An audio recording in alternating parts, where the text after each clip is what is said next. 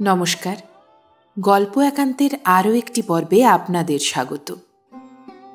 আচ্ছা, জীবনে সম্পর্কের প্রভাব কতখানি? বিশেষত যে সম্পর্ক দুর্বার নদীর স্রোতের মতো সমাজের নানান বাধা বিপত্তি কাটিয়ে দিনের শেষে গন্তব্যে পৌঁছে দেয়, তাকে কি সামাজিক প্রথায় আবদ্ধ করা যায়? আজ থাকছে সেই রকমই এক সম্পর্কের গল্প, যা বিভিন্ন সামাজিক বাধা বিপত্তি ছিন্ন করে এগিয়ে চলেছে জীবনের স্রোতে।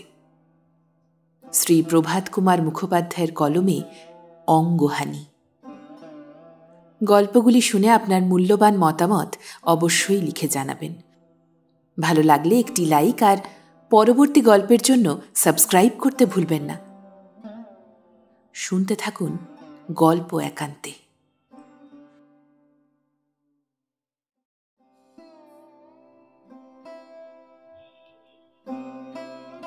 চোরবাগানের শ্যামাচরণ চট্টোপাধ্যায়কে লোকে বলে বোম ভোলানাথ।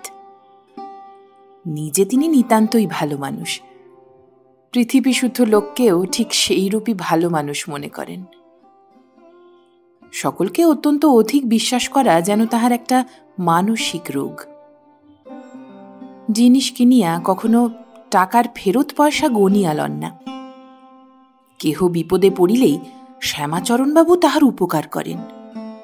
তিনি নিজে বিপদে পড়িলে সে যে আসিয়া বুক দিয়া পড়িয়া তাহার উপকার করিবে, সে বিষয়ে তিনি নিশ্চিন্ত। শ্যামাচরণবাবু বেঁটে খাটো রকমের মানুষটি। চোখ দুটি ভাষা ভাষা হাসি হাসি, গৌরবর্ণা প্রৌঢ় পুরুষ। মাথাটি নাড়িয়া নাড়িয়া চিবাইয়া কথা কহেন। সওদাগরি আফিসে চাকরি, বেতন অল্প, 60 টাকা মাত্র। একটি প্রাইভেট টিউশনিও আছে। এই সামান্য আয়ের উপর নির্ভর করিয়া কলিকাতা শহরে সপরিবারে বাস করা কম দুঃসাহসের কাজ নহে। একটি ঠিকা ঝি আছে, সে কত কাজকর্ম করিয়া দিয়া যায়, বাকি কর্ম নিজেদের করিয়া লইতে হয়। কষ্ট হয় বটে, কিন্তু উপায় তো নাই। শ্যামাচরণবাবুর একটি ছেলে, 3টি মেয়ে। ছেলেটির বয়স 17-18 বৎসর, বিএ ক্লাসে পড়ে। বড় মেয়ের নাম সুলোচনা, হরিপুরে বিবাহ হইয়াছে। তাহার ছোট শৈলবালা, তাহার ছোট খান্তমণি। শৈলবালার আজও বিবাহ হয় নাই, দিলেই হয়। খান্তমণি ছোট।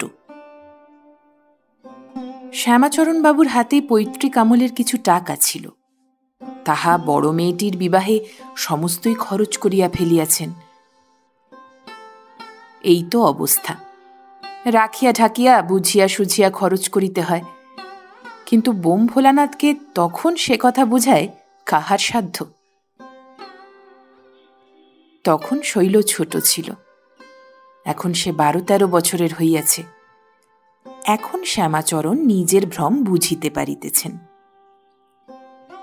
কন্যাদায় এমনই জিনিস, বোম ভোলানাথ শ্যামাচরণকেও চঞ্চল করিয়া তুলিয়াছে। দুর্ভাবনায় এই দরিদ্র দম্পতির মুখ ক্লিষ্ট, মন বিষাদ ভারাক্রান্ত। গৃহিণী বলিলেন, আমার গায়ের যা কিছু গহনা আছে সব বিক্রয় করো, 1000 টাকার উপর পাওয়া যাইবে। তাহাতেই এ যাত্রা জাতি রক্ষা হোক। শ্যামাচরণ ঠেকিয়া শিখিয়াছে, বলিলেন, তাহার পর খেন্তির বেলায় কি উপায় হইবে?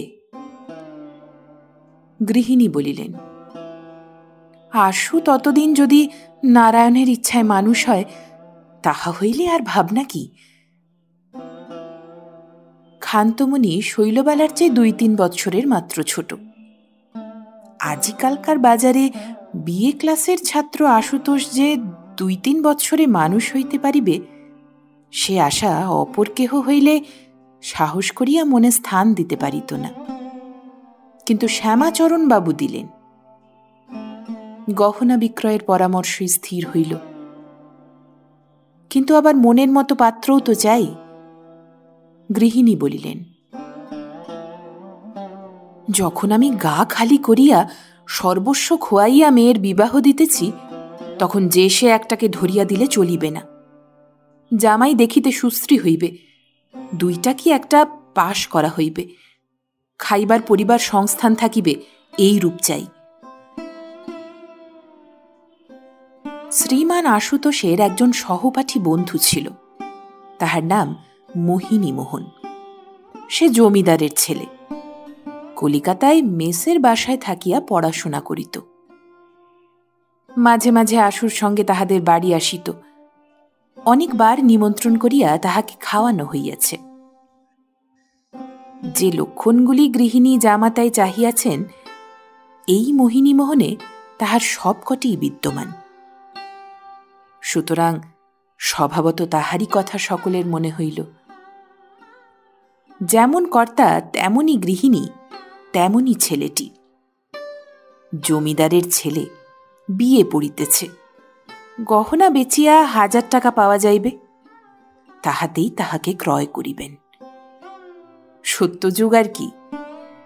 শ্যামাচরণবাবু বামুন প্রাংশুলভ্য ফল মোহিনী মোহনকে জামাতা করিবার জন্য বাহু বাড়াইলেন। ইহার প্রতিফলস্বরূপ উপহাস নহে, সর্বনাশ উপস্থিত হইয়াছিল। কিন্তু সে পরের কথা পরে বলিব। আশু বলিল, মোহিনীর বিবাহ হয় নাই বটে, কিন্তু তাহারা কাহার সন্তান, কয় পুরুষে নৈকুষ্য অথবা ভঙ্গ কুলীন, এসব আশু কিছুই বলিতে পারিল না। পরদিন কলেজে কথায় কথায় কৌশল করিয়া বন্ধুর নিকট হইতে আশু সমস্ত সংবাদ আদায় করিয়া লইল। সমস্তই মিলিয়াছে, বড্ড সুখের কথা। আশু একে তো শ্যামাচরণবাবুর পুত্র, তাহাতে অল্প বয়স্ক সাংসারিক অভিজ্ঞতা কিছুই নাই। সে মনে করিল যেন বিবাহ হইয়াই গিয়াছে। প্রথম হইতেই মোহিনীর সঙ্গে তাহার প্রগাঢ় বন্ধুত্ব ছিল। এখন মনে মনে তাহাকে ভাবি ভগ্নীপতি স্থির করিয়া সেই বন্ধুত্ব প্রগাঢ়তর করিয়া তুলিল। ইহার ফলস্বরূপ আশুদের বাড়িতে মোহিনীর যাতায়াত বৃদ্ধি পাইল। শনিবার কলেজের ছুটির পর সে প্রায়ই আসিত, আশুদের বাড়িতে সন্ধ্যা যাপন করিত। রবিবারে এবং অন্যান্য ছুটির দিনে মাঝে মাঝে আশুর মা তাহাকে নিমন্ত্রণ করিয়া খাওয়াইতেন। ইহাদের গোপন অভিপ্রায় জানিতে মোহিনী মোহনের অধিক দিন বিলম্ব হইল না। বিবাহের কথাবার্তা হইবার পূর্বে শৈলবালা মোহিনীর সঙ্গে স্পষ্ট কথা কহিত না বটে, কিন্তু তাহার সম্মুখে বার হইত এবং প্রতিদিনই 2-1 পরস্পরের চোখাচোখি হইয়া যাইত। আশু ও মোহিনী আহারে বসিলে আশুর মা পরিবেশন করিতেন, আর প্রয়োজন হইলেই শৈল আসিয়া তাহাকে সাহায্য করিত। কিন্তু যেদিন শৈলবালা এই বিবাহের কথা শুনিল, সেই দিন হইতেই মোহিনীর সাক্ষাতে আর সে প্রাণান্তেও বাহির হইত না। মোহিনী আসিলেই ক্ষান্তমণি সুর করিয়া বলিতে থাকিত, দিদির বর এসেছে গো। মোহিনী বাহির হইতে এই গান শুনিয়া মনে মনে হাসিত, ভাবিত কোথায় কি তাহার ঠিক নাই, বিবাহ। কিন্তু শ্যামাচরণের কন্যা শৈলবালার তো সে বুদ্ধি ছিল না। সে যখন মোহিনী মোহনকে দেখিত, তখন তাহাকে স্বীয় ভাবী পতিস্বরূপই পাইত। মোহিনী মোহন সুন্দর, শান্ত সমুজ্জ্বল চক্ষু দুটিতে স্নেহ ভরিয়া দাঁড়াইয়া আছে। কিন্তু ক্রমে মোহিনী মোহনেরও বুদ্ধি বিপর্যয় ঘটিল।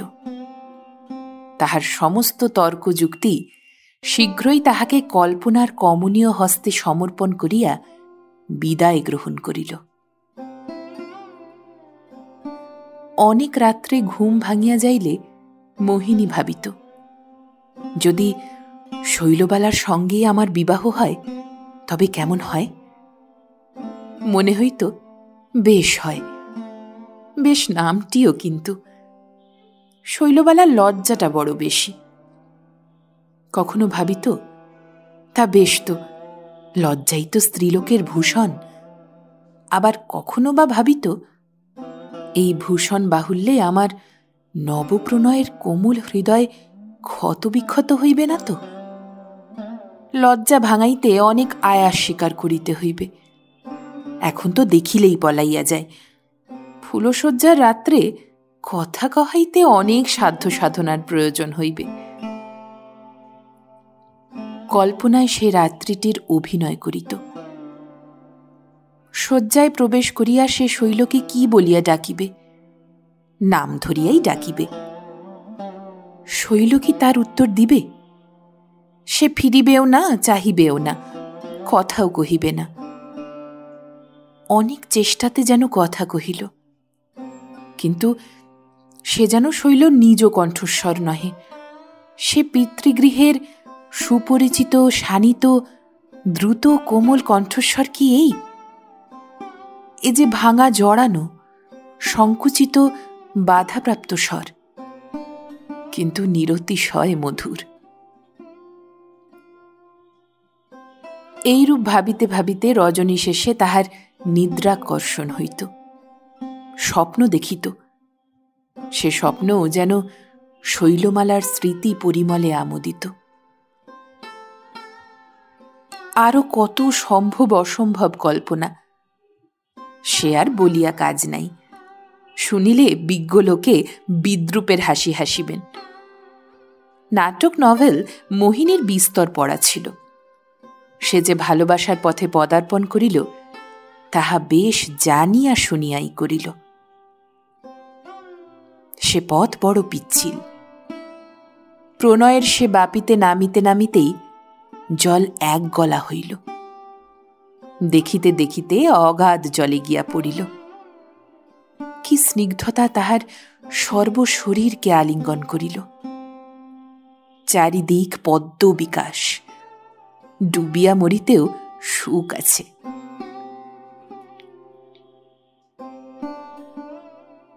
এখনো অবধি আশু ডাকিলে মোহিনী আর সহজে তাহাদের বাড়িতে যাইতে চাহিত না।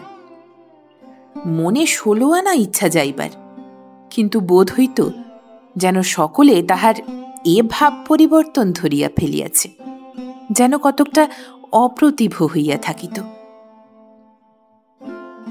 একদিন শ্যামাচরণ মোহিনীকে দেখিয়া বলিলেন, বাপু, আমার অনেক দিনের সাধ শৈলর সঙ্গে তোমার বিবাহ দিই। তাহাকে তুমি তো দেখিয়াছ। তোমার যদি সম্মতি থাকে তো বলো, তোমার পিতা ঠাকুরের নিকট আমি বিবাহের প্রস্তাব করি। মোহিনী প্রথমটা চুপ করিয়া রহিল। মাটির পানে চাহিয়া কোটের বোতাম ঘুরাইতে ঘুরাইতে অল্প অল্প হাসিতে লাগিল। শ্যামবাবু ভাব বুঝিয়া আবার জিজ্ঞাসা করিলেন, কি বলো? মোহিনী হাসিতে হাসিতে বলিল, তা বেশ তো।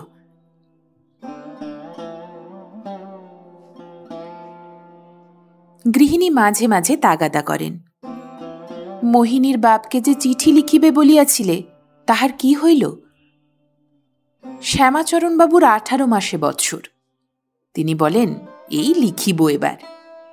গৃহিণী বলেন, মেয়ে যে এদিকে বলতে নেই বড় সড়ো হয়ে উঠল, আর আইবুড়ো রাখা কি ভালো হয়? এরপরে 5 জনে 5 কথা বলবে যে। শ্যামাচরণবাবু বললেন, এখন পড়াশুনোর ব্যাঘাত হবে, পরীক্ষাটা হয়ে যাক, তারপরে প্রস্তাব করব। এখন পড়াশোনার ব্যাঘাত হবে, এ কথা শুনিয়া হাসি পায়। যেন বিবাহের জন্য আর কিছুরই প্রয়োজন নাই, প্রয়োজন শুধু শ্যামাচরণবাবুর প্রস্তাব করাটা।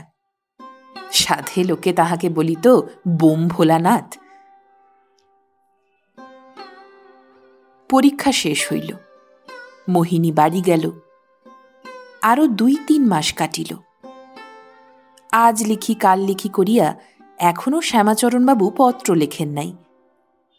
বোধহয় বিশ্বাস ছিল বৈশাখের পূর্বে তো বিবাহের দিন নাই, এখন অবধি অনর্থক পত্র লিখিয়া কি হইবে। বৈশাখ মাসে পরীক্ষার ফল বাহির হইল। আশু মোহিনী উভয়েই উত্তীর্ণ হইয়াছে। আশু এই শুভ সংবাদ মোহিনীকে টেলিগ্রাফ করিয়া জানাইল। বাড়িতে আনন্দ উৎসব পড়িয়া গেল। এইবার শ্যামাচরণবাবু চিঠি লিখিলেন। মোহিনী ও আশুতোষের পরস্পরের সৌহৃদ্য বর্ণনা করিয়া, মোহিনীর পরীক্ষা ফলে আনন্দ প্রকাশ করিয়া অতিশয় বিনয় সহকারে বিবাহের প্রস্তাব করিলেন। সপ্তাহখানেক পরে পত্রের উত্তর আসিল। মোহিনীর পিতা বল্লভপুরের জমিদার হরেকৃষ্ণ রায় মহাশয় লিখিয়াছেন, মোহিনীর সহিত আশুতোষের বন্ধুত্বের কথা পূর্ব হইতেই তিনি অবগত আছেন এবং শ্যামাচরণবাবুর গুণের কথাও তিনি মোহিনীর নিকট সর্বদাই শুনিতে পান। তাহার সঙ্গে সম্পর্ক স্থাপিত হয়, ইহা অতি সুখের কথা। তবে দেনা পাওনা সম্বন্ধে একটা কথা কহা যে এখন রীতি হইয়াছে, সেটা চুকিয়া গেলেই সমস্ত ঠিকঠাক করা যাইতে পারে। সেটা পত্রের দ্বারা না হইয়া বাচনিক হইলেই উভয় পক্ষের সুবিধা ও সময় সংক্ষেপ হইবে। অতএব এই অভিপ্রায়ে একবার যদি শ্যামাচরণবাবু অনুগ্রহ করিয়া দিনের কুটিরে পদধূলি দেন, তবে তিনি অত্যন্ত আপ্যায়িত হইবেন। এই পত্র পড়িয়া শ্যামাচরণবাবু যার পর নাই সন্তোষ লাভ করিলেন। গৃহিণীকে বলিলেন, আহা, দেখেছ, যেমন ছেলেটি তেমন বাপটি। আজকালকার দিনে এমন কুটুম্ব পাওয়া অতি সৌভাগ্যের কথা। স্থির হইল আগামী শনিবার আপিসের পরই যাত্রা করিবেন।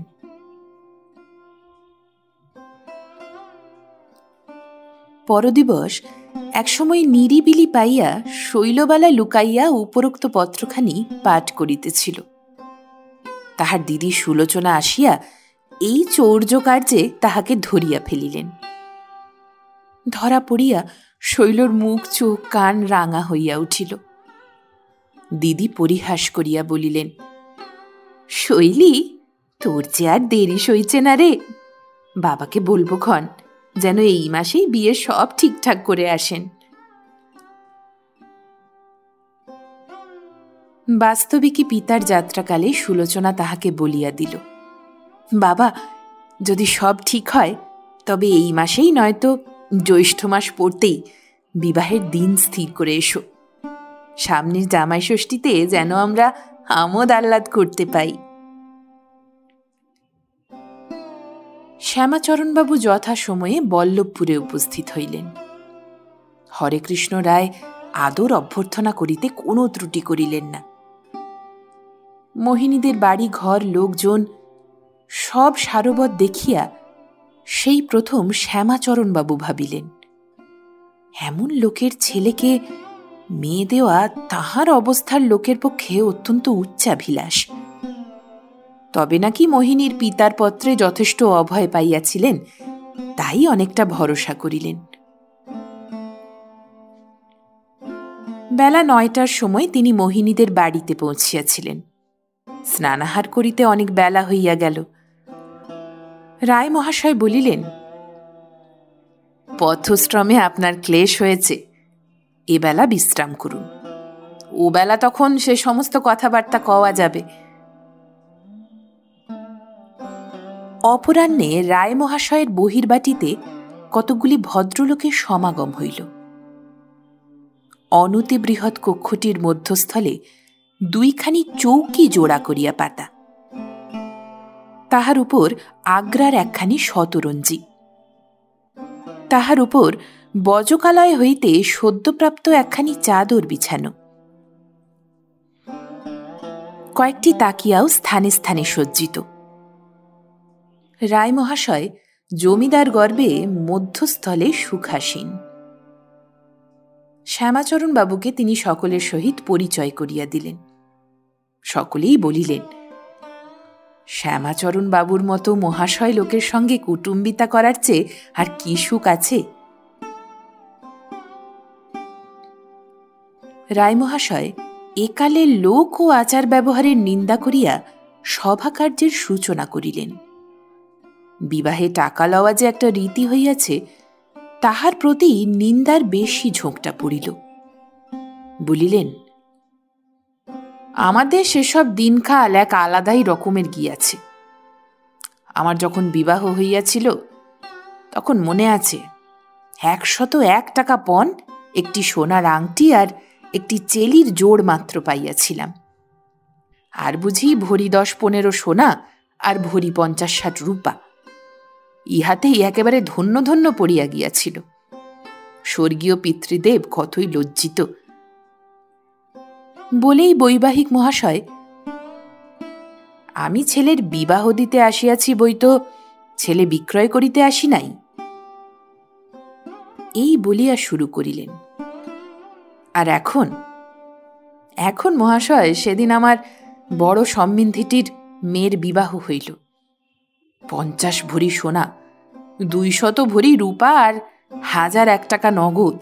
তাহার উপর দান সামগ্রী আছে, খাট বিছানা আছে, বরা ভরণ আছে। বরা ভরণ কি যা তা মহাশয়? এই রকম ঘড়ি, সোনার ঘড়ি, সোনার গার্ড চেন, হীরার আংটি, চেলির জোড়, তাছাড়া আবার রূপার টি সেট। জামাই বন্ধু বান্ধবকে নিমন্ত্রণ করিয়া চা খাওয়াইবেন, তাই রূপার টি সেট চাই। এই নতুন বরাভরণ সাহেব বাড়ি হইতে আনাইতে প্রায় 200 টাকা লাগিয়া গেল। জামাইয়ের গুণের মধ্যে কি না, এলে পাস করিয়া বিয়ে পড়িতেছেন। বাপ জর্জ কোটের সেরেস্তাদার, বিষয় আশয় কিছুই নাই, চাকরি ভরসা। চাকরি তো তালপত্রের ছায়া, আর যদি চাকরি যায় তবে কাল কি খাইবেন তাহার ঠিকানা নাই। আরে ছি ছি, একালে কেবল অর্থ, কেবল অর্থ, অর্থ ছাড়া আর কথাটি নাই। সভাস্থ সকলেই এক বাক্যে রায় মহাশয়ের এই মত সমর্থন করিলেন। শ্যামাচরণবাবু মনে মনে বলিলেন, যে যথার্থ ভদ্রলোক হয় সে সর্বদোষ বহ একালেও আপনার ভদ্রতার মর্যাদা অক্ষুণ্ণ রাখিয়া চলে। একজন ভদ্রলোক বলিলেন, তাহা হইলে এইবার উপস্থিত বিবাহের কথাবার্তা হইয়া যাক। কর্তা বলিলেন, তবে আমি একবার বাড়ির ভিতর ওদের জিজ্ঞাসা করে আসি। বাড়ির ভিতর হইতে ফিরিয়া আসিতে তাহার বিস্তর বিলম্ব হইল না। তিনি বালির কাগজে লেখা এক সুদীর্ঘ ফর্দ হাতে বাহির হইয়া আসিলেন। বাড়ির মেয়েরা ছেলেপিলেকে দিয়া নিজেদের মনের মতো এই ফর্দ লিখাইয়া রাখিয়াছিলেন। রায় মহাশয় বলিলেন, বাড়িতে ওঁরা অলঙ্কার এই চাহেন, তাহার পর আর যাহা যাহা কিছু আছে সে সম্বন্ধে তাহারা কোনো কথা কহিবেন না বলিয়াছেন। আমারই উপর সম্পূর্ণ ভার দিয়াছেন। আমার একতারের মধ্যে যাহা রাখিয়াছেন তাহাতে অবশ্যই যথাসম্ভব সুলভেই আমি চট্টোপাধ্যায় মহাশয়কে নিষ্কৃতি দিব, কিন্তু মেয়েদের ফর্দ হইতে অধিক কমানো আমার সাধ্যায়ত্ত হইবে না। ফর্দ পড়া হইল। তাহার বিস্তারিত বিবরণে শ্রোতাকে ক্লিষ্ট করিব না। এই পর্যন্ত বলিলেই যথেষ্ট হইবে যে শ্যামাচরণবাবুর মুখের হাসি শুকাইয়া গেল, চক্ষু ছলছল করিতে লাগিল। পৃথিবী যেন পদতল হইতে সরিয়া দূরে চলিয়া যাইতে লাগিল। তাহার পর গণ আছে, পণ আছে, ফুলশয্যা আছে, নমস্কারী আছে, নিজেদের খরচ আছে। ফল কথা, মোহিনীমোহনকে জামাতা করিতে হইলে অনূন্য 3000 টাকার প্রয়োজন। সম্বলমাত্র গৃহিণীর অলঙ্কারগুলি বিক্রয় করিয়া বড়জোর 1500 টাকা হইতে পারে। এতদিন ধরিয়া এত সাধ্য দরিদ্র ব্রাহ্মণ আকাশে যে অট্টালিকা নির্মাণ করিয়াছিলেন মুহূর্তের মধ্যেই তাহা ধূলিসাৎ হইয়া গেল। অনুনয় বিনয় করিয়া হাতে পায়ে ধরিয়া বলিলে হয়তো কিছু কমিতে পারে, কিন্তু সে আর কত কমিবে? নিজের সাধ্যের মধ্যে তো আসিবে না। ভূমিকায় তো রায় মহাশয় বলিয়াই দিয়াছেন যে গহনার তালিকা হইতে বিশেষ কিছু কমানো তাহার ক্ষমতার বহির্ভূত। কিন্তু মজ্জমান জন শুনিয়াছি ধরে তৃণে, যদি আর কিছু না পায় সম্মুখে। সুতরাং শ্যামাচরণ মনে করিলেন, কর্তা ইচ্ছা করিলে কি আর অলঙ্কারের তালিকাকে সংক্ষিপ্ত করিতে পারেন না? স্ত্রীলোকের কথাই কথা থাকিয়া যাইবে, হেও কখনো হয়? নিজের স্ত্রীর কথা স্মরণ করিলেন। তিনি যদি স্ত্রীকে বলেন ইহা করিতে হইবে, তাহাতে কি স্ত্রী দ্বিরুক্তি করিবেন? কখনোই না। তাই শ্যামাচরণবাবু সহসা হাত দুইটি জোড় করিয়া রায় মহাশয়ের প্রতি করুণ দৃষ্টিপাত করিয়া বলিলেন, মহাশয়, আমি কন্যাদায় হইতে যাহাতে উদ্ধার হই তাহা আপনাকে করিয়া দিতে হইবে। রায় মহাশয় অমনি হা হা করেন কি? আমার সম্মুখে হাত জোড় করিয়া আমাকে অপরাধী করেন কেন? আপনি মহাশয় ব্যক্তি ইত্যাদি প্রকার উক্তি করিয়া সকলে শ্যামাচরণবাবুর দুই হাত ছাড়াইয়া দিলেন। শ্যামাচরণবাবু কহিলেন, আমি মহাশয় ব্যক্তি নহি, মহাশয় ব্যক্তি আপনি। আমি অতি ক্ষুদ্রাদপি ক্ষুদ্র লোক, আমাকে কৃপা করিয়া এ যাত্রা রক্ষা করিতে হইবে। সভার একজন বলিলেন, অত টাকা ব্যয় করা যদি আপনার সাধ্যাতীত হয়, তবে কত ব্যয় আপনি করিতে পারেন তাহাই বলুন না।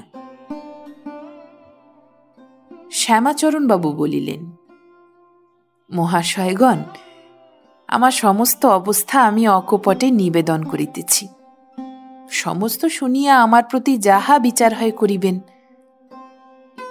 আমি 60 টাকা মাহিনা পাই, একটি ছেলে 3টি মেয়ে, এই কাচ্চা বাচ্চাগুলিকে লইয়াই ঘর করি। হাতে কিঞ্চিত পিতৃদত্ত অর্থ ছিল, তাহাতেই কষ্টে সৃষ্টে বড় মেয়েটির বিবাহ দিয়াছি। সে টাকার একটি কানাকড়িও আর অবশিষ্ট নাই। আছে এখন কেবল ব্রাহ্মণীর গায়ের অলঙ্কার কয়খানি। সেইগুলি বিক্রয় করিলে 1000-1200 টাকা হইতে পারে। ওই টাকার ভিতর যাহাতে জাতি রক্ষা হয়, সব দিক রক্ষা হয়, সাপও মরে লাঠিও না ভাঙে, তাহাই আপনারা 5 জনে করিয়া দিন। এ কথা শুনিয়া সভাস্থ সকলে শ্যামাচরণের দুঃখে আন্তরিক দুঃখিত হইলেন। রায় মহাশয়ের মুখে কিন্তু একটু অবিশ্বাসের মৃদু হাসি দেখা দিল। শ্যামাচরণের মতো বোম ভোলানাথ লোক যে পৃথিবীতে আছে তাহা তাহার জ্ঞানেরও অগোচর ছিল। জমিদারের ঘরে বিএ পাস করা ছেলে সন্ধানে আসিয়াছেন, হাতে কিছু নাই, সে কি হইতে পারে? সওদাগরি অফিসে চাকরি করেন, বেতন 60 টাকাতে কি আসে যায়? অমন কত 60 টাকা রোজগার করেন, তাহার কি কোনো হিসাব আছে? তথাপি রায় মহাশয় বলিলেন, আচ্ছা, তবে একবার বাড়ির ভিতরে যাই, বলিয়া কহিয়া দেখি গে, মেয়েরা যদি কিছু কমাইতে রাজি হন। বলিয়া উঠিয়া গেলেন। ফিরিয়া আসিয়া বলিলেন, কমাইবার কথা শুনিয়া মেয়েরা অত্যন্ত রুষ্ট হইয়াছেন, বলিয়াছেন তোমার যাহা খুশি তাহাই করো। আমাদের কথা যদি থাকিবেই না, তবে জিজ্ঞাসা করিবার কি প্রয়োজন ছিল? ইহার পর আর খোসামত করা চলে না। সকল জিনিসেরই একটা সীমা আছে তো। কন্যা দায়গ্রস্ত ব্যক্তিরও আত্মসম্মান একটা সীমার পর আর মাথা নোয়াইতে ঘৃণা বোধ করে। শ্যামাচরণবাবু এইবার একটু শুষ্ক শ্বেত হাসি হাসিলেন, তাহা জমাট অশ্রুর মতোই তুষার কঠিন। বলিলেন, তাহা হইলে তো আপনার সঙ্গে কুটুম্বিতার সম্মান আমার অদৃষ্টে নাই। ইহাতে রায়মহাশয় এমন ভাবটা প্রকাশ করিলেন যেন তিনিও অত্যন্ত দুঃখিত। তিনি আর শ্যামাচরণ যেন উভয়ই একই অত্যাচারী রাজার শাসনাধীনে পীড়িত, তাই সমবেদনা অনুভব করিতেছেন। অপর সকলে মনে মনে ভাবিল, ছি, এমন স্ত্রীবশ। যাহা হোক, নিরাশার পাথর বুকে বাঁধিয়া সেই রাত্রেই শ্যামাচরণ গৃহে ফিরিলেন। বাড়িতে একটা আশা আনন্দের যে কোলাহল উঠিয়াছিল, শ্যামাচরণ ফিরিবা মাত্র তাহা থামিয়া গেল। বাড়ি শুদ্ধ লোকের মুখ শুকাইয়া গেল, গৃহিণীর কান্না পাইতে লাগিল, আর শৈলবালা অত্যন্ত গোপনে বাস্তবিকই ফুঁপিয়া ফুঁপিয়া কাঁদিল। শুধু কি মা বাপের দুঃখ দেখিয়া কাঁদিল, না আরও কিছু কারণ ছিল? আমার তো বিশ্বাস ছিল, কিন্তু সে পণ করিয়া বসিল না। যাহাকে মন প্রাণ সমর্পণ করিয়াছে, সে ছাড়া আর কাহাকেও আত্মদান করিব না। আমি চিরকুমারী থাকিব। সে অত শত জানিত না, তাহার বুকে যে কিসের বেদনা আসিয়া বাজিল, তাহা সে ভালো বুঝিতেই পারিল না। গৃহিণী বলিলেন, এখন উপায়? শ্যামাচরণ দীর্ঘ নিঃশ্বাস ফেলিয়া বলিলেন, আমি আর কি উপায় করিব? ঈশ্বর কি উপায় করেন দেখি। আমি তো হাল ছাড়িয়া দিয়াছি। কিন্তু হাল ছাড়িয়া দিয়া বেশি দিন থাকিতে পারিলেন না। পাত্রের সন্ধানে বাহির হইতেই হইল। ১,১২০০ টাকার হয় এমন একটা পাত্র। ৫টাস হোক আর নাই হোক, 2টা খাইতে পরিতে দিতে পারে এমন যেন হয়। আর নিতান্ত মূর্খ গোয়ার মাতাল দুশ্চরিত্র না হয়। অনেক সন্ধান করিতে হইল। অধিকার কি বর্ণনা করিব? এ ভোগ কাহাকে না ভুগিতে হইয়াছে। কয়েকটা স্থানে তো এই হইল সব ঠিকঠাক, আর হইল না। সেই বৈশাখ মাস হইতে আরম্ভ করিয়া পূজা পর্যন্ত এইভাবে কাটিল। পূজার সময় এক স্থানে স্থির হইল, ১,০০০ টাকা দিতে হইবে। পাত্রটি উকিল, কিন্তু দ্বিতীয় পক্ষের। তাই বলিয়া বয়স অধিক নহে, এই ৩০-এর মধ্যে। মেয়েটি বয়স্কা ও সুন্দরী, বিএল-এর পিতা, তাই ১,০০০ টাকাতেই স্বীকৃত হইয়াছেন। স্বীকৃত হইবার আরও একটু বিশেষ গোপনীয় কারণ ছিল। ৫ বৎসর ছেলের স্ত্রী বিয়োগ হইয়াছে। এই 5 বৎসর বিস্তর সাধ্য সাধনাতেও ছেলেকে বিবাহে সম্মত করিতে পারেন নাই। এবার কোনো শুভ গ্রহবশে ছেলে রাজি হইয়াছে। সুতরাং টাকা ইত্যাদির প্রতি লক্ষ্য না করিয়া কার্যটা শীঘ্র সম্পন্ন করিয়া ফেলা আবশ্যক হইয়াছিল। কারণ কি জানি, যদি বিলম্বে মতি ফিরিয়া যায়। ১৭ই অগ্রহায়ণ বিবাহের দিন স্থির হইয়াছে। শ্যামাচরণ গহনাগুলি একে একে বিক্রয় করিয়া সমস্ত আয়োজন করিতে লাগিলেন। কিন্তু বিবাহের মাসখানেক পূর্বে একটি ভারী দুর্ঘটনা ঘটিল। রান্নাঘরের সম্মুখেই বারান্দায় শৈল বসিয়াছিল। একটি জলখাবার ছোট ঘটির ভিতর বাম হস্তের মাঝের আঙ্গুলটি দিয়া ঘটিটি ঘুরাইতে ঘুরাইতে রান্নাঘরের ভিতর সুলোচনার সঙ্গে গল্প করিতেছিল। এমন সময় উপর হইতে চুন সুরকির একটা চাঙড় খসিয়া সেই হাতের উপর পড়িল। ঘটির কানাটা ভাঙিয়া গেল, আঙুলও আধখানা সেই সঙ্গে কাটিয়া গেল। সন্ধ্যা হইতে না হইতেই খুব জ্বর। পূর্বেই ডাক্তার আসিয়া আঙুলটি দ্বিতীয়বার শানিত অস্ত্রে কাটিয়া ঔষধাদি প্রয়োগ করিয়া গিয়াছিল। 4-5 দিনে জ্বর ছাড়িল, কিন্তু আঙুল ভালো হইতে 15-20 দিন লাগিয়া গেল। একে মেয়ের বিবাহ হয় না, তাহার উপর আবার আঙুল কাটিয়া গেল।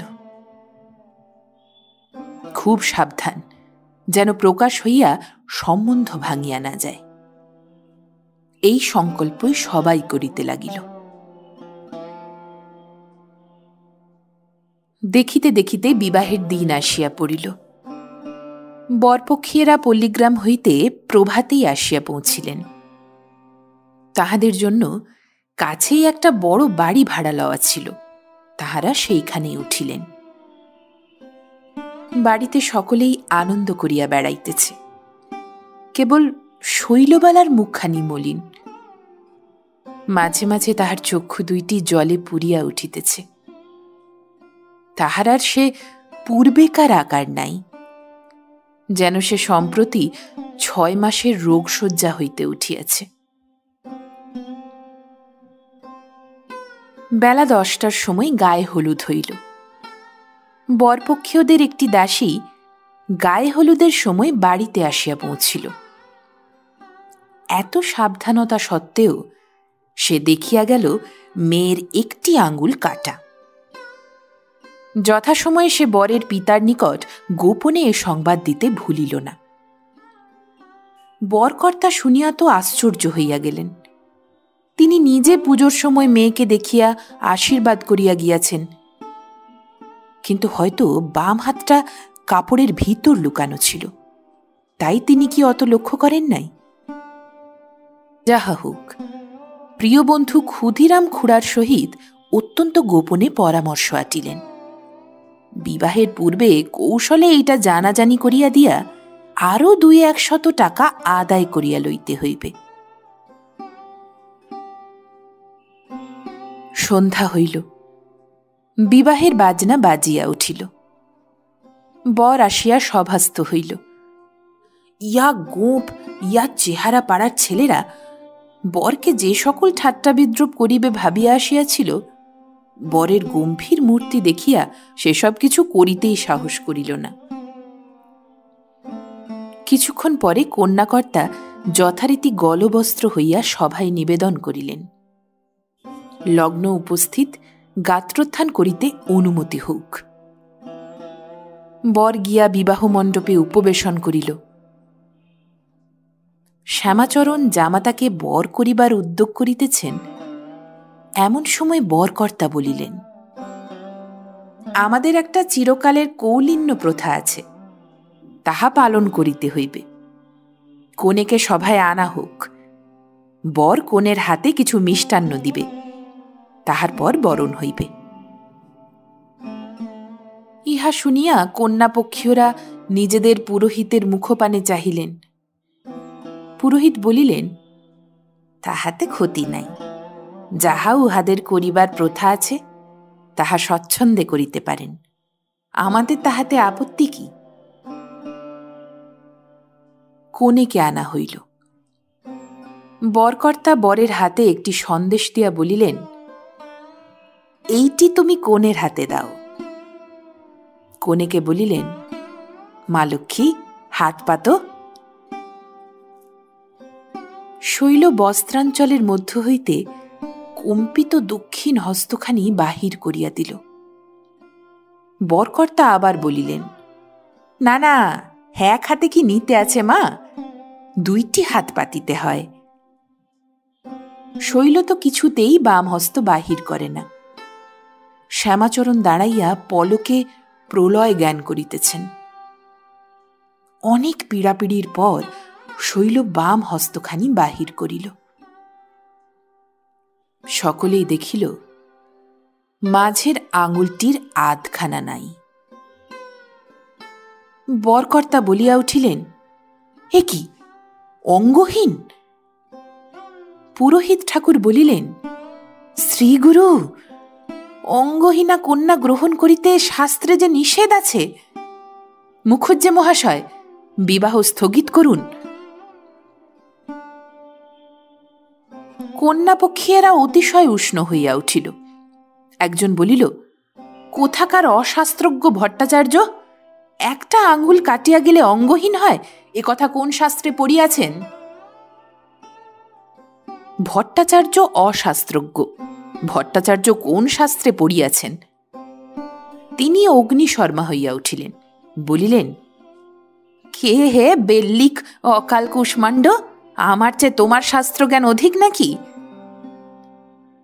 শ্যামাচরণ ইতিমধ্যে প্রমাদ গনিয়া বসিলেন, বলিলেন, আপনারা যদি এখন বিবাহ স্থগিত করেন, তাহা হইলে আমার জাতি থাকে কেমন করিয়া? এইবার ক্ষুদিরাম খুড়া সর্বসমক্ষে বরকর্তাকে বলিলেন, কন্যাকর্তা পণস্বরূপ আরো 200 টাকা ধরিয়া দিউন, মিটমাট করিয়া ফেলা যাইতেছে। কি বলো হে ভট্টাচার্য? সেই মাত্র একজন ভট্টাচার্যকে অশাস্ত্রজ্ঞ বলিয়া উপহাস করিয়াছে। ভট্টাচার্য প্রমাণ করিবেন শাস্ত্রজ্ঞান তাহার পূর্ণ মাত্রায় আছে। তাই তিনি বলিলেন, টাকা ধরিয়া দিলে শাস্ত্রের হাত হইতে পরিত্রাণ পাওয়া যায় নাকি? সেই স্থানে কন্যাযাত্রী কলেজের একজন জ্যাঠা ছোকরা চশমা আটিয়া দাঁড়াইয়াছিল। সে বলিল, ঢের দেখেছি, আর ভট্টাচার্যগিরি ফলাতে হবে না, নর শব্দরূপ করো দেখি। ভট্টাচার্য মহাশয় এই তীক্ষ্ণ বিদ্রূপে আসন ছাড়িয়া এক লম্ফে উঠানে নামিয়া পড়িলেন। 2 হাত অতি বেগে ঝাড়িয়া বলিলেন, এ বিবাহে যদি আমি মন্ত্র বলাই, তবে আমার 14 পুরুষ নরকস্থ হইবে। বরপক্ষীয় 5 জন হাহা করিয়া পড়িল। ভট্টাচার্য মহাশয়, করেন কি, করেন কি? ভট্টাচার্য বরকর্তাকে লক্ষ্য করিয়া বলিলেন, যদি ব্রহ্মসাপের ভয় থাকে তবে উঠাও বর। বর বলিল, আমিও আঙুল কাটা মেয়েকে বিবাহ করিব না। বলিয়া সে আসন ছাড়িয়া উঠিয়া পড়িল। পাড়ায় যাহারা উপস্থিত ছিল তাহারা বরের এমন বিধ আচরণ দেখিয়া বলিয়া উঠিল, কি বিবাহ করিবে না? লাঠির চোটে মাথার খুলি ভাঙিয়া দিব না? শৈলবালার মূর্ছা হইয়াছিল। এতক্ষণ কেহ তাহার খবর রাখে নাই। একটা দাসী শ্যামাচরণকে ঠেলিয়া বলিল, ওগো বাবু, মেয়ে যে এলিয়ে পড়ল। তৎক্ষণাৎ শৈলকে ধরাধরি করিয়া অন্যত্র পাঠানো হইল। এই গোলমালটা থামিলে বরকে আর খুঁজিয়া পাওয়া গেল না। বলিয়াছি, প্রথমাবধি সে বিবাহ করিতে নিতান্তই অনিচ্ছুক ছিল। পিতামাতার একান্ত উৎপীড়নে বিবাহ করিতে আসিয়াছিল। সে এই সুযোগে চম্পট দিল। মুখে চোখে ঠান্ডা জলের ঝাপটা দিয়া বাতাস করিয়া অনেক কষ্টে শৈলবালার চেতনা ফিরিল। শৈলর মা কাঁদিয়া বলিলেন, উহাকে আর বাঁচাইয়া কি হবে গো, উহার যে কপাল পুড়িল।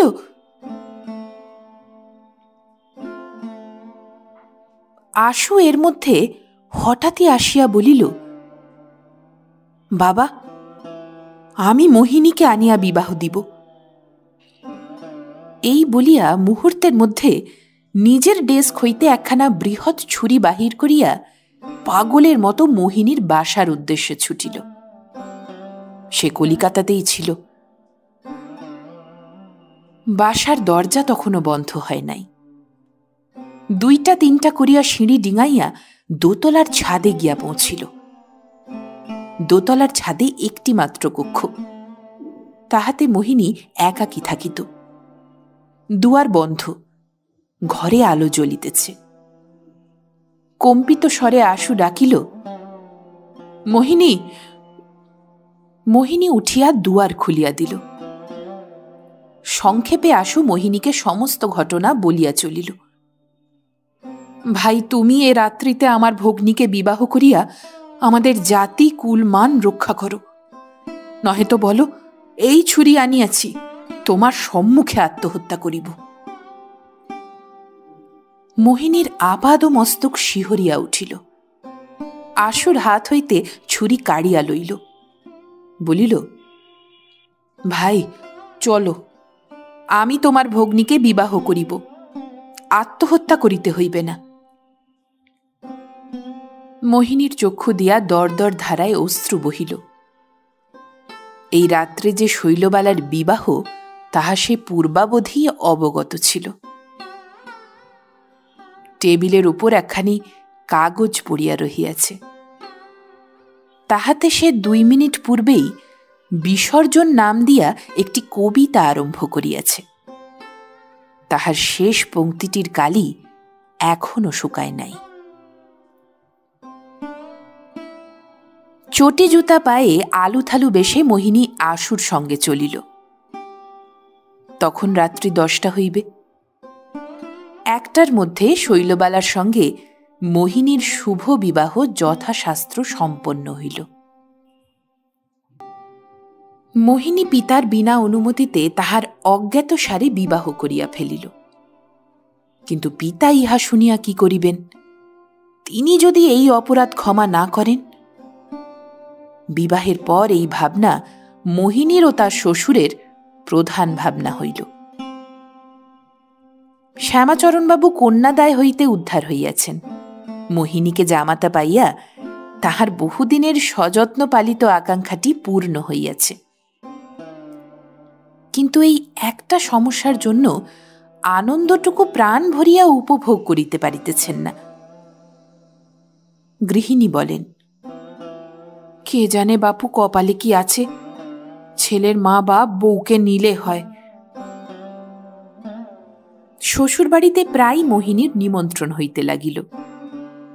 শনিবার তো ফাঁক যাই না। মোহিনী একদিন শৈলকে বলিল, দেখো শৈল, আমি মনে মনে ভাবি যে ভাগ্যে তোমার আঙুলটি কাটিয়াছিল, নহিলে এতদিন তুমি। আর বলিতে পারিল না। সে অবস্থা কি কল্পনাতেও আনিতে পারা যায় না। শৈল স্বামীর এই অসমাপ্ত কথাটুকু বুঝিল। পাঠ্যপুস্তকের অনেক কথা তখনও সে সম্পূর্ণরূপে বিস্তৃত হয় নাই। মনে মনে বলিল, ঈশ্বর যাহা করেন মঙ্গলের জন্য করেন। মোহিনী যখনই আসিত তখনই শৈলর জন্য কিছু না কিছু শখের জিনিস লইয়া আসিত। কিন্তু শৈল মহা আপত্তি করিত, কিছুতেই লইবে না। বলিত, কোথায় রাখব, সবাই দেখে ফেলবে। মোহিনীও ছাড়িত না, বলিত, দেখবে, তুমি তো আর চুরি করছো না। শেষকালে শৈলকে লইতে হইত, নহিলে স্বামী রাগ করেন।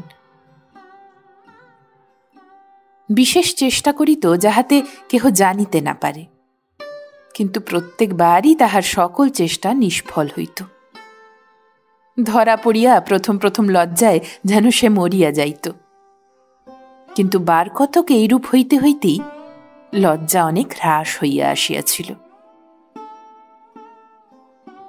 মোহিনী শৈলকে একবার বলিল, আমাকে পত্র লিখো, নইলে এ শনিবার আমি আসব না। শৈল অত্যন্ত সংকুচিত হইয়া বলিল, কি লিখতে হয় আমি কি জানি। তোমার দিদি তার স্বামীকে যেসব চিঠি লেখেন তা কি তুমি দেখনি? হ্যাঁ, কতবার দিদি আমাকে দেখিয়েছে। তাহলে সেই রকম তুমিও লিখবে? সে আমার ভারী লজ্জা করে, সে আমি পারবো না। কেন, দিদির লজ্জা করে না? আগে দিদির মতো বড় হই। এ কথা বলিয়াই শৈল হাসিয়া ফেলিল। সে বেশ বুঝিল এ অজুরটি নিতান্তই পঙ্গু হইতেছে। তাহার সমবয়স্কাদের সকলেরই বিবাহ হইয়া গিয়াছে। স্বামীকে সকলেই চিঠি লেখে, চিঠি লিখিতে ইচ্ছা তাহারও হইত, কিন্তু সে কথা কি স্বামীর কাছে স্বীকার করিতে আছে? ছি, বেহায়া মনে করিবেন যে।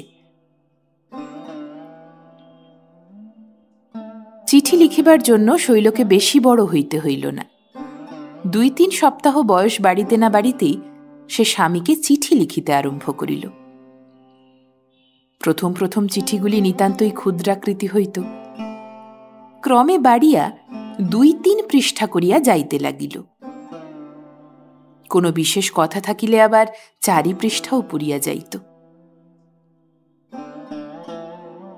ভবিষ্যৎ সম্বন্ধে একটা দারুণ দুর্ভাবনা বহন করিয়াও এই নবদম্পতির জীবন বেশ সুখে কাটিতে লাগিল। ক্রমে গ্রীষ্মাবকাশ নিকটে আসিল। মোহিনীকে বাড়ি যাইতে হইবে, 2-3 মাস দেখাশোনা হইবে না। এই আশঙ্কায় দুইজনে অত্যন্ত কাতর হইয়া উঠিল। শৈল বলিল, কোনো উপলক্ষ করিয়া মাঝখানে একবার কলিকাতায় আসিতে পারিবে না? মোহিনী বাড়ি গেলে বাড়ির লোক দেখিয়া আশ্চর্য হইয়া গেল। মুখচক্ষুর ভাব যেন সমস্তই পরিবর্তন হইয়াছে। মোহিনী কি ভাবে? ভাবিতে ভাবিতে শূন্য দৃষ্টিতে এক পানে চাহিয়া থাকে। কারণ জিজ্ঞাসা করিলে কেহ কিছু উত্তর পায় না। একদিন পাড়ার একজন প্রবীণা দিদিমা মোহিনীর সাক্ষাতে তাহার মাকে বলিলেন, ছেলেটা যে বড় হয়েছে, বিয়ে দাওনি? তাই মন গুমিয়ে থাকে। ইহা শুনিয়া মোহিনী ফিক করিয়া হাসিয়া ফেলিল। পরক্ষণেই তাহার মুখ শুকাইয়া বিবর্ণ হইয়া গেল। মোহিনীর মা ইহা লক্ষ্য করিলেন। সে অন্যত্র চলিয়া গেলে দিদিকে বলিলেন, ঠিক বলেছ বাছা, আমি কর্তাকে বলে শীঘ্রই ওর বিবাহ দিতেছি। গ্রামের পোস্টমাস্টার মোহিনীর একজন প্রিয় বন্ধু।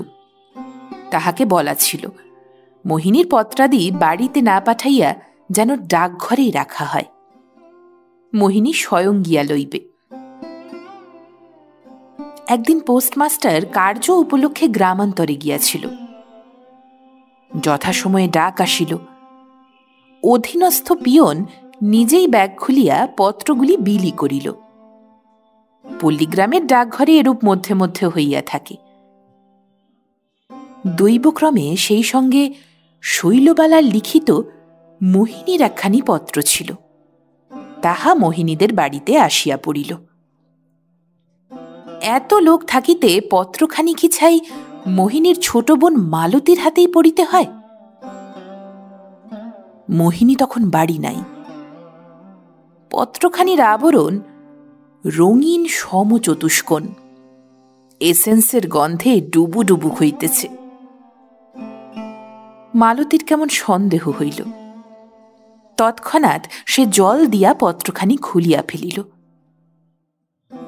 পত্র পড়িয়া মালতী অবাক। ছুটিয়া মার কাছে গিয়া বলিল, মা, সর্বনাশ হয়েছে, দাদা স্বভাব চরিত্র বিগড়ে গিয়েছে। মা পত্রখানি পড়িয়া দেখিলেন। মেয়ের কথায় তাহার কোনো সংশয় ছিল না। ও বাড়ির বড় বউ এই সময় আসিয়া পৌঁছিলেন। তিনি পত্র পড়িয়া বলিলেন, আমি জানি আমার খুড়তুতো ভাই কলকাতায় পড়ত, তারও ওই রকম হয়। সেও চিঠি ধরা পড়াতে জানাজানি হয়েছিল। তারপর আমরা ধরে বেঁধে আবার বিয়ে দিলাম। এখন রোগ শুধরেছে। তা তোমার মোহিনীর বিয়ে দিয়ে ফেলো। গৃহিণী বলিলেন, আমরা যে জানতে পেরেছি তা যেন মোহিনী না শোনে। হয়তো বাছা লজ্জায় আত্মহত্যা করে ফেলবে, নয়তো বিবাগী হয়ে বেরিয়ে যাবে।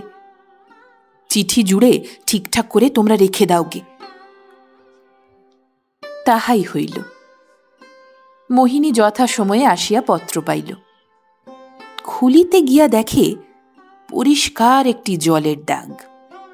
একবার বন্ধ করিয়া যে আবার খোলা হইয়াছিল তাহাতে সন্দেহ রহিল না। ভাবিল বাড়িতে কেহ নিশ্চয়ই ইহা খুলিয়াছে। কিন্তু পত্রের ভিতর একটা পুনশ্চ ছিল। হয়তো শৈলবালাই পত্র বন্ধ করিয়া ওই পুনশ্চটির জন্য আবার খুলিয়া থাকিবে। যাহা হোক, বিস্ময় সন্দেহে মোহিনী পত্রখানি ডেস্কে বন্ধ করিয়া রাখিল।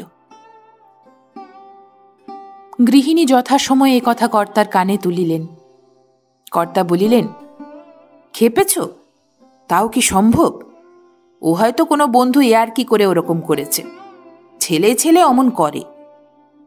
গৃহিণী মনে মনে বলিলেন, হে মা কালীঘাটের কালী, তাই যেন হয়। আমার বাছারে দুর্নাম যেন বেঁচে থাকতে আর শুনতে না হয়।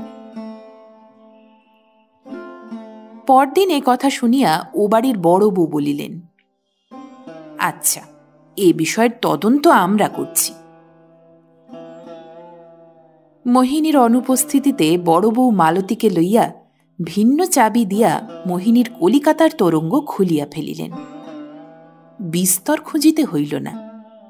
একখানি লাল রেশমি রুমালে বাঁধা এক তাড়া চিঠি, সবই এক হস্তাক্ষরে লিখিত, সবগুলি প্রণয়ের চিঠি। প্রিয়তম, প্রাণসখা, অভিন্ন হৃদয় ইত্যাদি বলিয়া আরম্ভ। তোমার শৈলবালা, তোমার আমি, তোমার সই, তোমার সাধের সই ইত্যাদি বলিয়া শেষ। অনেকগুলিতেই লেখা, তুমি শনিবারে নিশ্চয়ই আসিবে, আশা দিয়া নিরাশ করিও না। অধীনী আশাপথ চাহিয়া রহিল। বেশি পড়িবার সময় নাই, কি জানি হঠাৎ মোহিনী আসিয়া পড়ে। সমস্ত চিঠি পড়িলে কিন্তু প্রকৃত কথা প্রকাশ পাইতে পারিত। একখানিতে লেখা ছিল, আমাকে গোপনে বিবাহ করিলে আর মা বাপ জানিলেন না, কি উপায় হইবে ইত্যাদি। বড় বউ ও মালতী আসিয়া মাকে বলিল, মা, আর কোনো সন্দেহ নেই, গাদা গাদা চিঠি। এই বলিয়া সংক্ষেপে ২-৪খানির মর্ম শুনাইয়া দিল। মা শুনিয়া বাষ্পাকুলা লোচনে ঠাকুর দেবতার কাছে মানত করিলেন। সমস্ত কথা শুনিয়া কর্তা আর কিছু বলিতে পারিলেন না। গৃহিণী বলিলেন, আর ওকে কলকাতায় পাঠিয়ে কাজ নেই, একটি সুন্দরী ডাগর মেয়ে দেখে বিয়ে দাও, আমি একটি পয়সাও চাই নে। কর্তা বিরক্তির সহিত বলিলেন, এতদিন তো কোন কালে বিবাহ হয়ে যেত, তুমি যে ১-১২ হাত লম্বা ফর্দ বের করে বসলে। ব্রাহ্মণ মনক্ষুণ্ণ হয়ে অভিশাপ দিতে দিতে চলে গেল, তার শাপেই তো এসব হলো। গৃহিণী বলিলেন, তার মেয়েকে যদি মোহিনীর পছন্দ হয়ে থাকে তবে তারই সঙ্গে বিয়ে দাও, তারা যা পারে তাই দেবে। কিন্তু কর্তা এ প্রস্তাবে রাজি হইলেন না। বলিলেন, তাও কি হয়? একবার ফিরিয়ে দিয়েছি, আবার কোন মুখে বিবাহের প্রস্তাব ওঠাবো? দেশে কি আর সুন্দরী বড় মেয়ে নেই? গৃহিণী বলিলেন, তা যেখানে হয় দাও, আর কিন্তু দেরি করলে চলবে না। সেই গ্রামেই অবিলম্বে এক বিবাহযোগ্যা কন্যা বাহির হইল। যখন টাকা কড়ি সম্বন্ধে আর হাঙ্গামা নেই, তখন মনোমত পাত্রীর অভাব কি? ১ সপ্তাহের পর বিবাহের দিন স্থির হইল। মোহিনী বলিল, আমি বিবাহ করিব না। অনেক পীড়াপিড়ি কান্নাকাটি চলিল। শেষে মোহিনী মাকে বলিল, আমার একটা প্রস্তাব আছে, তাতে যদি আপত্তি না করো তবেই আমি এই বিবাহে সম্মতি দিতে পারি। কি প্রস্তাব? শ্যামাচরণ বাবুদের সপরিবারে এই বিবাহে নিমন্ত্রণ করে আনতে হবে। সে আর বিচিত্র কি? তবে কেমন কেমন দেখায় না, যে মেয়ের সঙ্গে তোমার বিয়ের কথা হয়েছিল তার বিয়ে হয়ে গিয়েছে? হ্যাঁ, সে গত অগ্রহায়ণ মাসেই হয়ে গিয়েছে। মা বলিলেন, আচ্ছা, কর্তাকে বলে দেখব। বহু কষ্টে কর্তা রাজি হইলেন। মোহিনী স্বয়ং কলিকাতায় গিয়া ইহাদিগকে আনিতে চাহিল, কিন্তু তাহাতে কেহই সম্মত হইলেন না। সকলেই সন্দেহ করিলেন এ কেবল পলাইয়া বিবাহ বন্ধ করিবার একটা ছল মাত্র। অগত্যা মোহিনী এক দীর্ঘ পত্রে সমস্ত কথা শ্বশুরকে জানাইল। যাহা ঘটিয়াছে অকপটে তৎসমূহ বর্ণনা করিল। বলিল, ঘটনা আর গোপন রাখা চলে না। আমি যেমন আপনার বিপদে সহায়তা করিয়াছি, আপনি সেইরূপ আমাকে এই বিপদ হইতে মুক্ত করুন। আমি পারিব না। আপনি আসিয়া সমস্ত খুলিয়া বাবাকে বলুন।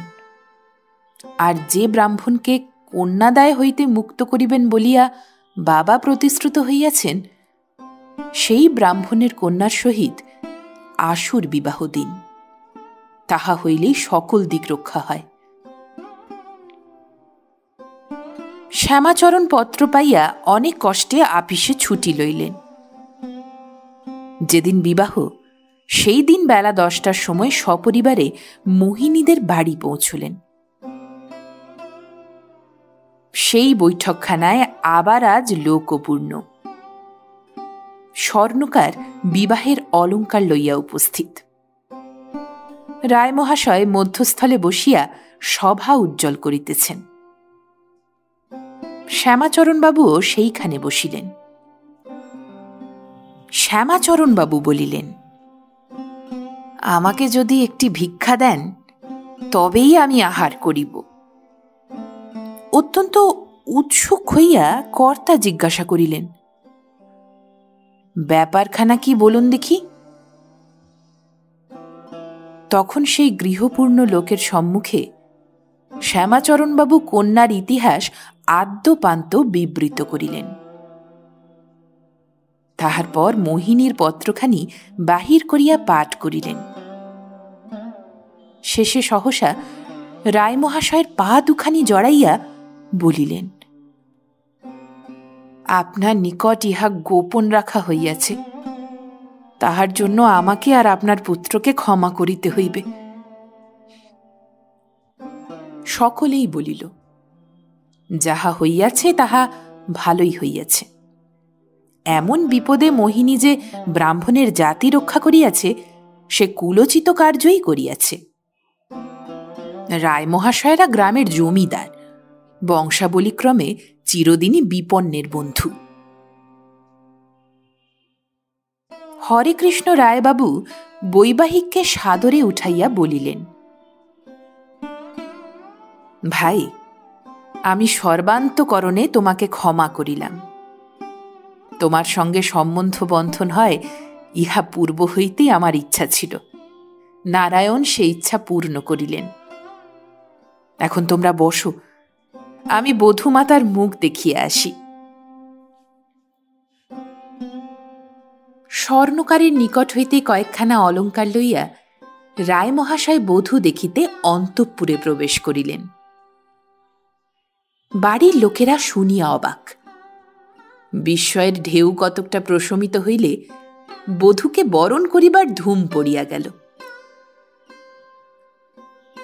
সন্ধ্যাবেলায় শ্রীমান আশুতোষের সহিত সেই কন্যার শুভ বিবাহ সম্পন্ন হইল।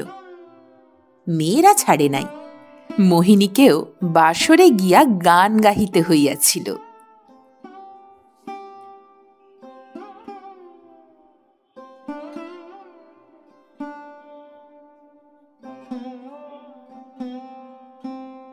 আপনারা শুনছিলেন লেখক প্রভাত কুমার মুখোপাধ্যায়ের কলমে গল্প অঙ্গহানি। পরবর্তী গল্পের জন্য শুনতে থাকুন গল্প একান্তে।